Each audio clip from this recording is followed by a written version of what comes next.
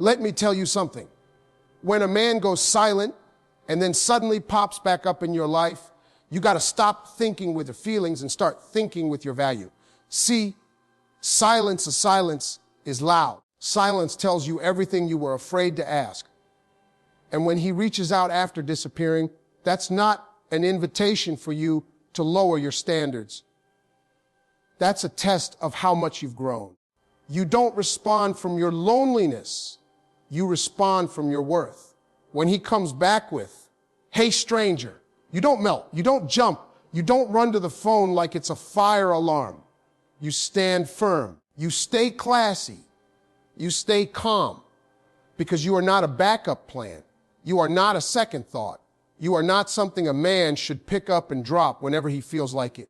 Your reply should come from your new version of yourself, the version that knows, listen, if you want access to me, you got to bring consistency. You got to bring respect. You got to bring clarity. Don't be rude. Don't be messy. Just be confident. Tell him what you expect. Tell him what you need. And if he can't match your standards, baby, let him stay where he disappeared to. Because a man who truly values you doesn't vanish. He shows up every day, not just when it's convenient. Remember, you're not waiting to be chosen. You're learning to choose better. When you respond after someone has gone silent, the most important thing you can do is answer from confidence, not desperation. Confidence is not about pretending you don't care, acting cold, or trying to hurt the other person back. Confidence is simply knowing your worth so clearly that someone else's silence cannot shake you. When a person disappears without explanation, it's natural to feel confused, hurt, or even hopeful when they suddenly return. But confidence means you pause before reacting. You don't rush to reply. You don't let your emotions pull you into the same pattern that left you disappointed before. You give yourself the space to ask God, does this serve me? Does this align with what I deserve? A confidence shows up in how you speak, how you wait, and how you choose. Instead of replying instantly just because you missed them, you take a breath and remember that your value did not decrease during their absence. You were enough before they left, and you are still enough now. Silence doesn't make you less worthy. Their return doesn't make you more worthy. The only thing that defines your worth is the way you carry yourself. When you respond from confidence, you understand that someone reaching out after disappearing doesn't automatically earn them a place back in your life. You don't punish them, but you don't reward them either. You let them see a version of you that has self-respect. For example, instead of sending a long emotional message or pretending you were unaffected, you simply respond in a calm, steady way. Something like, "Hey, I hope you're well." Short. Stable. Not needy. You're not chasing. You're not begging for explanations. You're showing that your life continued and you matured through the experience. Confidence also means you're not afraid to be honest when the conversation unfolds. If he wants to reconnect, you can calmly say, "Last time you went silent, it didn't feel good. If we're going to talk again, I need consistency." You're not blaming him, you're protecting yourself. You're not arguing, you're setting a boundary. That is confidence, communicating your needs without fear of losing the other person. When you answer from strength, you avoid the trap of thinking, "If I don't accept him back, immediately he'll leave again." You stop worrying that your standards will scare him off. You understand that the right person won't be scared. They'll rise to meet them. Confidence shifts your mindset from, "I hope he stays," to, "I hope he is good for me." You begin valuing peace over attention. You stop accepting breadcrumbs when you deserve the whole cake. You stop being grateful for low effort just because you were lonely. Confidence teaches you that someone coming back is not a compliment. Anyone can return. What matters is whether they return with intention, clarity, and respect. And if they don't, confidence allows you to walk away gracefully. It allows you to say, "I'm not available for inconsistent energy, even if a part of you still cares." Confidence is not the absence of feelings. It is the ability to act from your value even when your feelings are loud. Responding from confidence means you already decided who you are before he reached out. His message doesn't shift your standards. His attention doesn't change what you deserve. You remain steady. You remain grounded. And whether he comes back better or leaves again, you know you'll be okay because your worth was never attached to his presence or his silence. Setting clear expectations is one of the most powerful things you can do when someone returns after going silent, because it shows that you're not just accepting their presence. You're defining the terms under which you're willing to communicate.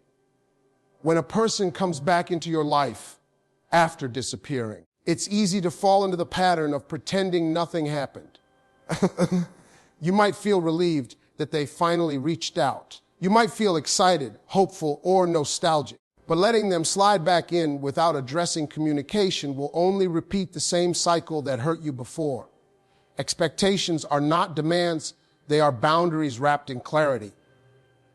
They tell someone how you operate, what you need, and what you will no longer tolerate. When you set expectations, you're not telling someone how to behave. You're showing them what you will accept. You are giving them a clear picture of what kind of energy you're willing to engage with. A lot of people think expectations are about controlling someone. They're not. They're about protecting your emotional well-being. When someone reappears after going silent, you have the perfect opportunity to state what you expect moving forward. You don't need to do it with anger or frustration. You can speak calmly and confidently in a way that reflects your strength and emotional maturity. You can say something like, I'm open to talking. I need consistency. When communication disappears without explanation, it doesn't work for me. That's simple, direct, and honest. You're not accusing them. You're not attacking them.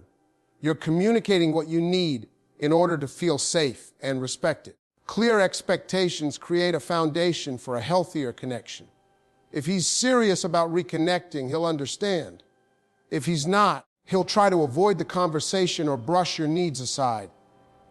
And that tells you everything you need to know. Setting expectations also prevents you from overthinking. When someone disappears and then comes back, your mind might start racing. Why did he stop talking? Did I do something wrong? Is he going to leave again? Clear expectations calm that emotional storm because you've already communicated what matters. You're no longer guessing. You're no longer accepting mixed signals. You're giving structure to what was once confusion.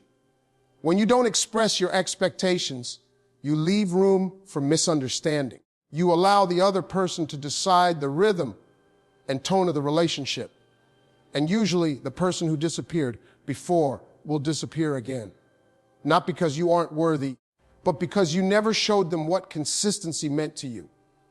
Clear expectations eliminate that pattern. You are saying, if you want to be present in my life, here's what presence looks like. You're not harsh. You're self-respecting. Another important part of setting expectations is that it filters people. The wrong ones will feel pressure because they don't intend to be consistent. The right ones will feel clarity because they value communication as much as you do. A person who genuinely wants you in their life won't be offended by your standards. They will appreciate that you care enough about yourself and about the connection to express what you need. Expectations are also part of healing. They show that you learned from the silence. You didn't let it turn you bitter, but you also didn't let it weaken your voice. You came out stronger, more aware of what you deserve. And now you're using your voice to protect your peace. When he reaches out and you respond with clear expectations, you're saying, I'm open, but I'm not naive. I'm kind, but I'm not weak. I'm hopeful, but I'm not desperate. You are showing him and yourself that your heart may be soft, but your standards are solid. Not rewarding disappearing acts means you no longer give someone the privilege of effortless access to you after they have stepped away without explanation. It doesn't mean you punish them, act cold, or try to hurt them back. It means you stop treating their return like it is some kind of favor or blessing. You stop letting someone walk in and out of your life like it's a room they own. When someone disappears, that action speaks loudly. It tells you about their level of seriousness, their emotional readiness, and what they believe they can get away with. So when they come back, your response should reflect that you paid attention to the silence just as much as you pay attention to their message now. Many people make the mistake of getting excited the moment a disappearing person returns. They respond instantly. They give full attention. They act like nothing happened. And that teaches the other person that disappearing has no consequences. It teaches them that they can leave whenever they feel like it and return whenever they feel bored, lonely, or curious. When you reward disappearing acts with enthusiastic energy, you show them that your standards are flexible and your boundaries can be bent. You make it easy for someone to repeat the behavior. Not rewarding the disappearance means you slow everything down. You respond with composure, not excitement. You ask questions when the time is right. You protect your emotional space until you see whether this person is coming back with intention or simply passing by. You don't throw yourself into the same connection that left you confused before. You don't hand over your heart before they've shown that they can handle it with care. When someone reappears, the first thought many people have is, maybe this time will be different. Hope is a beautiful thing, but hope without boundaries becomes self-betrayal. If you allow the same behavior to continue without addressing it, you are teaching them that your forgiveness is guaranteed and your love is unconditional even when theirs is inconsistent. Not rewarding disappearing acts means you expect effort, not excuses. It means you're willing to hear an explanation, but you also want to see changed behavior, not just words. You don't have to confront them immediately or aggressively. You don't have to bring up the past in a dramatic way. Instead, you can let your energy show that their absence had weight, that their silence wasn't something you just brushed aside. When communication naturally develops, you can calmly say, last time things faded without clarity. I don't accept inconsistency. So if we're talking again, I need honesty and follow through. It's simple, mature, and firmly rooted in self-respect. Not rewarding disappearing acts is also about protecting your emotional health. When someone disappears and reappears repeatedly, it creates instability inside you. You start expecting inconsistency. You start living in fear of the next silence. You start giving more than you receive just to keep them around. This pattern drains your confidence, your peace, and your sense of worth. By choosing not to reward that behavior, you break the cycle. You show yourself that your heart is not a revolving door. You reinforce your own worth every time you choose standards over loneliness. Some people will leave again when they realize they can't return to the old version of you who accepted everything quietly. Let them. Their departure is not a loss, it's clarity. Others will rise to the expectations you set. They will apologize, explain, and try to be better. These are the people worth giving a chance to.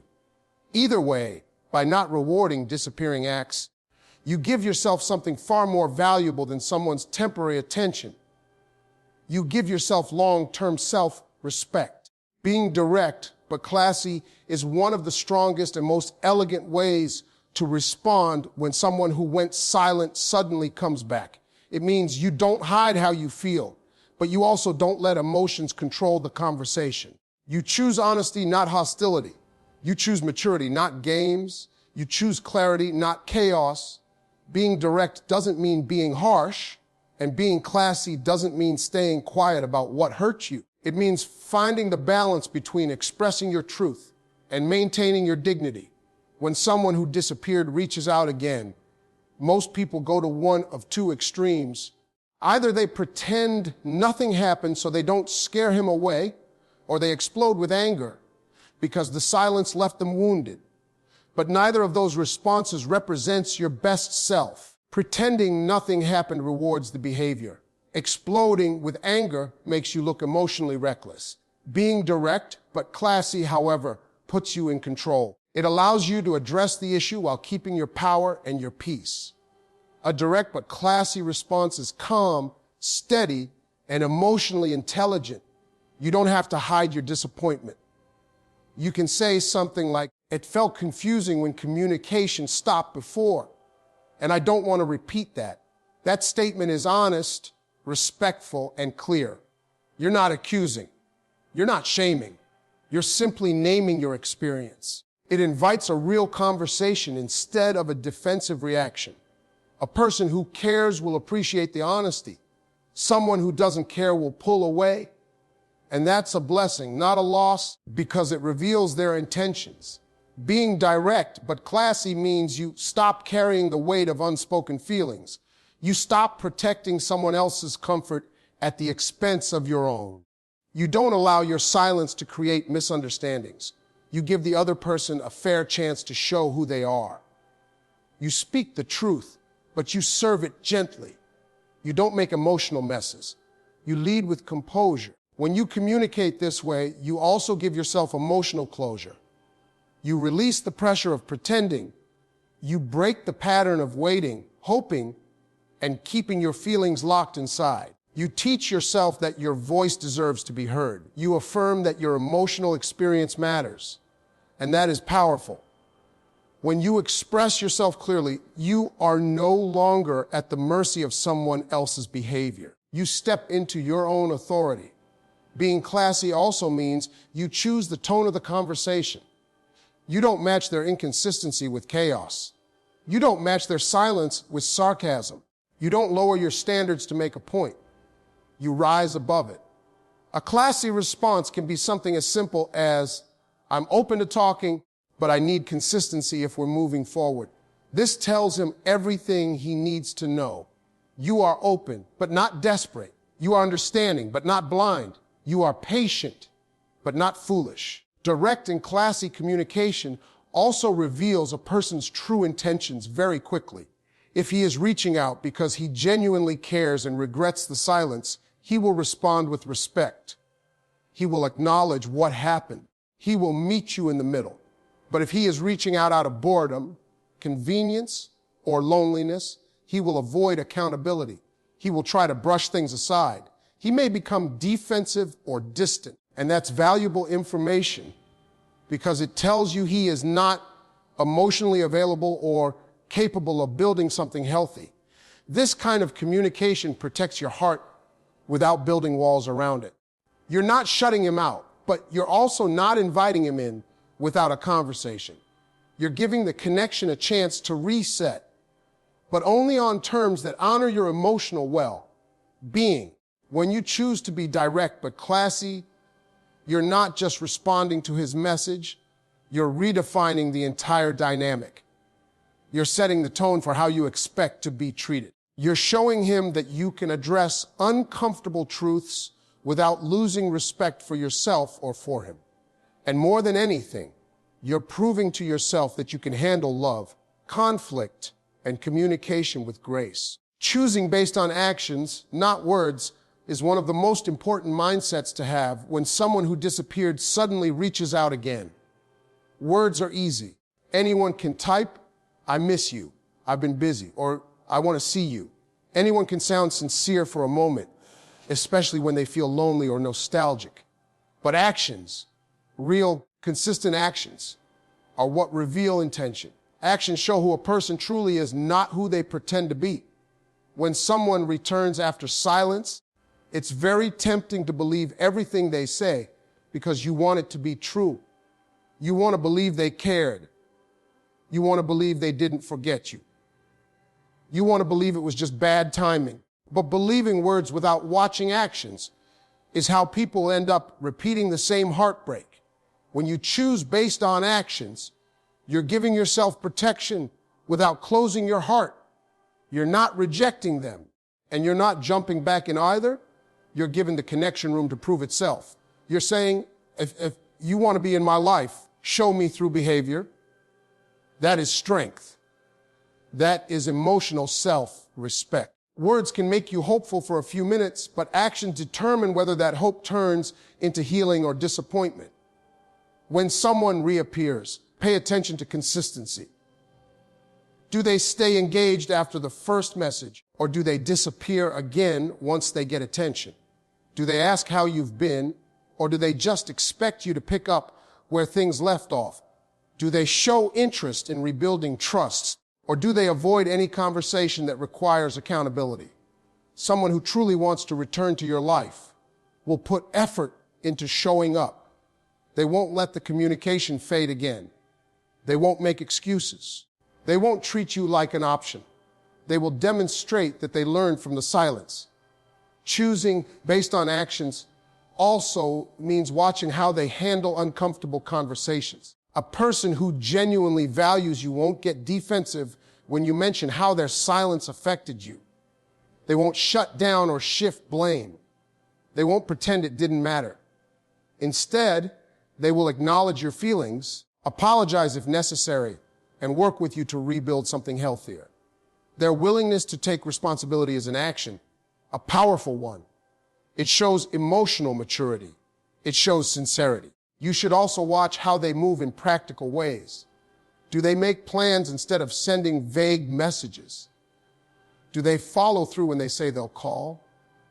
Do they make time for you, or only talk when it's convenient? Do they show interest in your life, your goals, your emotions, not just the parts that make them comfortable?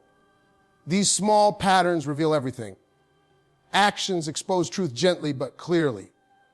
When you choose based on actions, you also protect yourself from falling into fantasy. You stop creating stories in your mind about who they could be, and you focus on who they are right now. You stop giving someone credit for promises they haven't earned. You stop romanticizing potential and start valuing reality.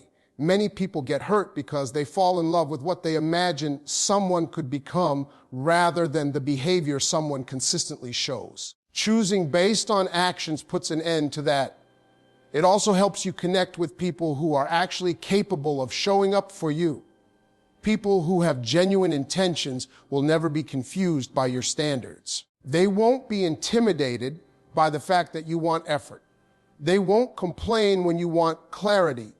They will match your energy because they see the value in you and want to be part of your life in a meaningful way. They don't just say they care, they prove it.